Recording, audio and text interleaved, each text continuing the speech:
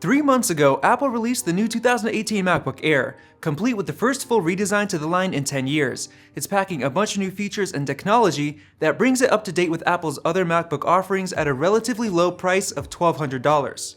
However, Apple is still selling the old MacBook Air for $1,000, $200 cheaper. So many of you may be asking, is the new MacBook Air really worth that extra $200, or should I just buy the old MacBook Air instead? Or what if you already have the old Air? Should you upgrade to the new one?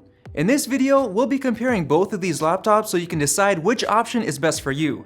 So please take a second to hit that like button and subscribe for more videos like this one. Right off the bat, you'll notice that the new Air has a modern look and feel to it. It's got an all aluminum design, whereas the old Air's hinge is made of plastic. One thing the new model lacks is the glowing Apple logo, but I personally don't care much for it. Even though they both pack 13-inch displays, the new Air is quite a bit smaller and more portable.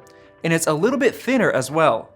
With the old model, you get a bunch of ports, including 2 USB-A ports, a headphone jack, a Thunderbolt 2 port, and an SD card slot. You also get a MagSafe charger, which will quickly disconnect if someone trips over the cable. With the new Air, you simply get a headphone jack and 2 high-bandwidth Thunderbolt 3 ports, which can be used for charging or connecting external devices like a 5K display.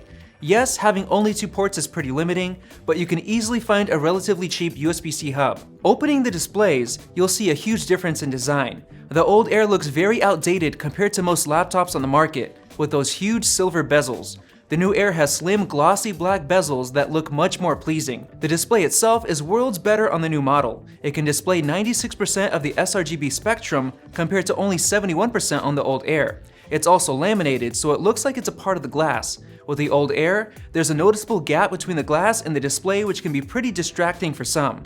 The absolute worst part about the old display is its horrific viewing angles. It changes colors and gets very dim while looking at it from the side. The new model does much better in this regard. Now let's talk about the keyboards. There's no doubt there's a lot less key travel on the new Air's keyboard.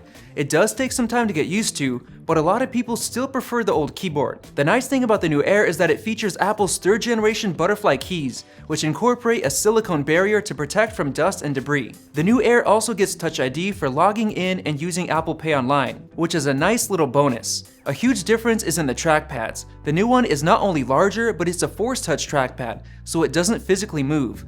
A motor beneath the trackpad vibrates to simulate clicks, and you can easily customize pressure sensitivity in the settings.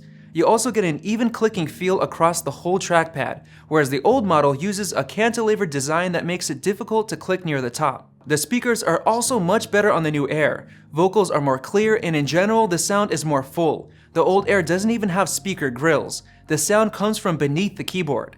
The new MacBook Air also gets the T2 security chip, which takes care of a lot of controllers like the SSD and makes the whole system more secure. Even though both models have the same quality 720p FaceTime camera, the T2 chip helps the new Air record much better video. You can see how dark the image looks on the old Air compared to the new one. This is an audio quality test on the old MacBook Air. This is an audio quality test on the 2018 MacBook Air. And as you've just heard, the microphone quality is much better as well. Finally, let's talk about performance before I give my recommendation. Both Airs feature a dual-core processor, but the new model is around 30% faster. Not only that, but the technology in the processor is newer, so it supports hardware encoding of HEVC, which can help with video rendering. We also saw around a 25% increase in graphics performance on the new Air as well, which is nice since it still maintains the same 12 hours of battery life. So now for the conclusion, is the new Air better? Oh yeah, much better. Definitely worth the extra $200. To make it even better, there are multiple sales going on right now, so you can buy the 2018 MacBook Air for as little as $1,079. We've got links to those in the video description below. The new Air is basically better in every single way, unless you need a lot of ports. If you currently own the old MacBook Air, should you upgrade to the new one? Well, if you're happy with your current MacBook and it does everything you need it to do, then no, don't upgrade. You'll notice a difference, but not enough to make it worth spending the cash. Use your old MacBook until it breaks down or starts impeding on your ability to get your work done. If you got some money and you feel like you're ready to upgrade, the new Air is a great choice. Thanks for watching, and make sure to subscribe so you don't miss out on more videos like this one. If you enjoyed this video, like it and hit that subscribe button. Also, check out our price guide, which makes it extremely easy to find the best deals on Apple products, updated daily. Be sure to follow us on social media, and we'll see you in the next video.